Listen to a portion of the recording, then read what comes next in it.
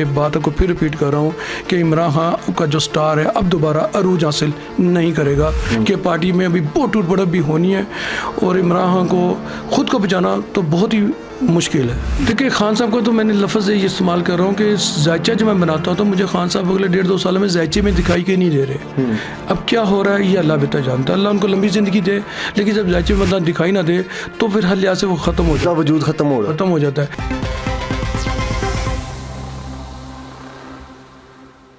अस्सलाम वालेकुम जी, आप देख रहे हैं जीएनएन और मैं हूं तैयब सुलहरी। नाज़रीन, हमारे साथ मौजूद है शेख तारिक इकबाल साहब जो एस्ट्रोलॉजिस्ट हैं। इन्होंने आज से कुछ अर्सा कबल जो है वो पेशन गोइयाँ की थी। 3 पेशन गोइयाँ इन्होंने की थी। एक ये कि इमरान खान साहब जो है वो पीटीआई चेयरमैन नहीं रहेंगे। दूसरी इन्होंने पेशन गोई की थी कि मुल्क में एमरजेंसी नाफिज होगी। और तीसरी जो इन्होंने पेशन गोई की थी कि पीटीआई टूट फूट का शिकार हो जाएगी। तीनों इनकी पेशन गोइयाँ वो सच साबित हुई हैं। इनसे जानते हैं कि ये इन्होंने इतना अर्सा पहले कैसे बता दिया, क्या वजह, इनको कैसे मालूम हुआ। इनसे बात करते हैं। अस्सलाम वालेकुम जी। वालेकुम सलाम। सर, आपने साल के शुरू में ही बता दिया था कि ये होने जा रहा है इस साल में। जी जी। ये कैसे आपको पता चला और किस बिहाफ पे आपने ये सब बातें की? देखिए जी, इसमें 2 बातें हैं। सबसे पहले तो मैं साल का अदद लेता हूँ, जो साल का उसका अदद क्या है। 2023 इसका अदद 7 बनता है। जो इमरान खान की डेट ऑफ बर्थ है उसका अदद भी 7 बनता है। जो पाकिस्तान का अदद है उसका अदद भी 7 बनता है। जो हमारी मसल्ह अफवाज है उसका अदद भी 7 बनता है। और जो बिशरा बीबी उनका अदद भी 7 बन रहा है। जो इमरान खान की पार्टी है उसका अदद भी 7 बन रहा है। जब इतने 7 टकरा जाएँ तो फिर दोस्ती बरकरार रहती, झगड़े का अंदेशा होता है। झगड़े का अंदेशा यूँ होता है कि ये सब आतिशी अदद है। 7 अदद आतिशी है। जब इतनी सारी आग भड़केगी तो फिर आग बहुत ज़्यादा भड़क जाती है।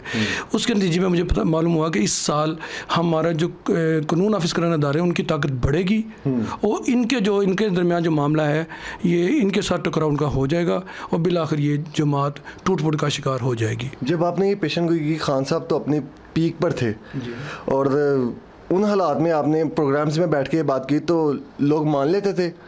आज से कुछ साल पहले मेरी इमरान खान से मुलाकात हुई तो मैंने उनका हाथ देखा था।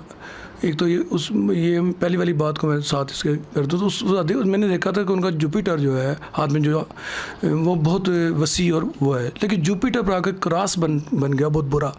तो मेरे उस वक्त ज़हन में सोच ये आ गई थी कि ये अपने अरूज पर तो जाएंगे, लेकिन जो क्रॉस और जिस तरह से स्लीप आके बनी हुई है तो स्लीप तो फिर आप समझ जाएँ कि उसको हम कहते हैं जैसे कि जैसे किसी को सूली पर लटका देना।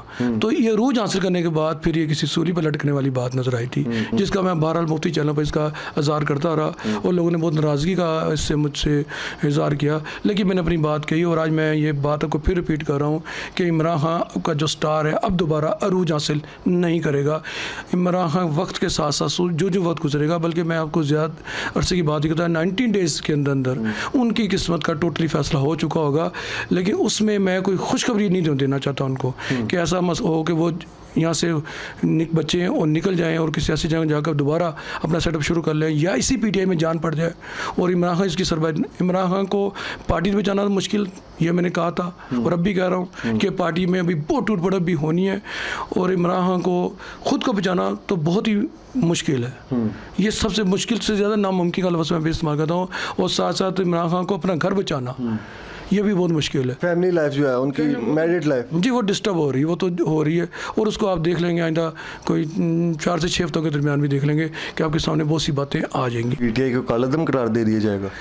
पीटीआई का अलग करार दी जाए या ना दी जाए, अगर पीटीआई का वजूद मुफ्ती टुकड़ों में बट रहा है तो किसी न किसी तरीका रहे भी की तो पीटीआई तो 1 मैन शो था इमरान खान का। अगर इमरान खान नहीं रहेंगे तो फिर पीटीआई के वजूद को हम ऐसे समझेंगे जैसे आस्ता आस्ता उसका कराची में एमक्यूएम का वजूद ख़त्म हो गया था।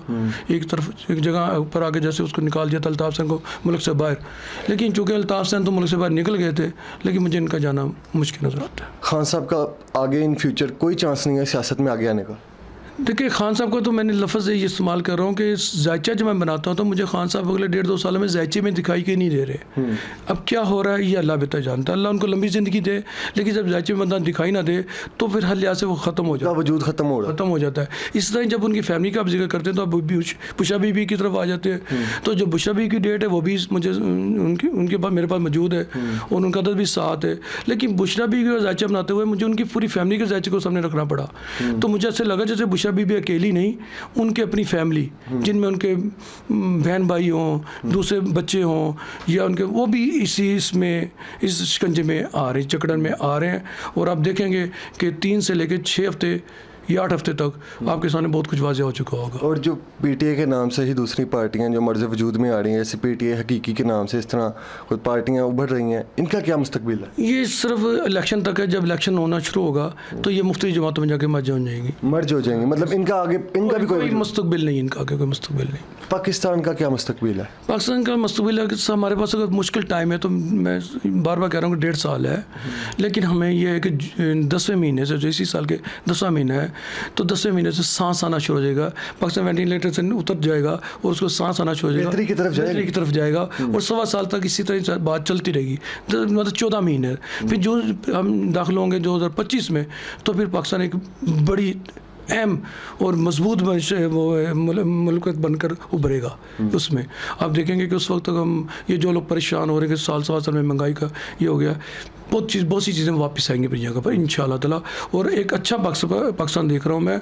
जो लोग कहते हैं पाकिस्तान ख़त्म हो जाएगा, या लोग जो चाहते हैं कि पाकिस्तान का वजूद ही ना बाकी रहे, या जो कभी लोगों ने सोचा होगा कि मुख्तलिफ ताकतों के ज़रिए, दहशतगर्दों के ज़रिए पाकिस्तान ख़त्म किया जाए, ऐसा नहीं होगा। मेरे अल्लाह ने चाहा तो ये कायम है और सदा कायम ही रहेगा इंशाअल्लाह। आखिर में आवाम को क्या मैसेज देना चाहेंगे? ये कहता हूँ सब्र करें, कुछ नहीं होता, अच्छे दिन आने वाले हैं इंशाल्लाह बहुत अच्छे दिन आने वाले हैं। और हमारे दुनिया में बहुत बड़े लीडर आए, चले गए। इससे पहले बेनज़ीर बहुत बड़ी लीडर थी, उन्होंने भी वक्त देखा। यहाँ पर भट्टो भी था, उसने भी अपनी गुजारा, लेकिन आए और चले गए और ज़िंदगी अपनी टक्कर पर चलती गई। इस बात को अब सियासत को सियासत पर रहने दीजिए, अपने घर पर तवज्जो दीजिए, अपने मामला तवज्जो दीजिए, फितना फसाद से दूर रहिए और इंशाल्लाह अच्छे दिन आने वाले हैं। और आपको ज़्यादा इंतज़ार नहीं करना पड़ेगा। मैंने इसको ज़्यादा लंबी बात ही नहीं की, मैंने तो कहा 10वें महीने से इंशाल्लाह बेहतरी शुरू हो जाएगी। तो मेरे ख्याल से अपने घर और अपनी फैमिली इंसान के लिए सबसे अहम है, उस पर तवज्जो देनी चाहिए, ना कि कोई भी लीडर किसी तरह का लीडर हमें कुछ देगा, ऐसा मुमकिन नहीं है। जी नाज़रीन, ये थे शेख तारिक साहब, आपने इनकी गुफ्तगू मुलाज़ा की। मज़ीद अपडेट्स के लिए हमारे साथ रहिए। अल्लाह हाफिज़।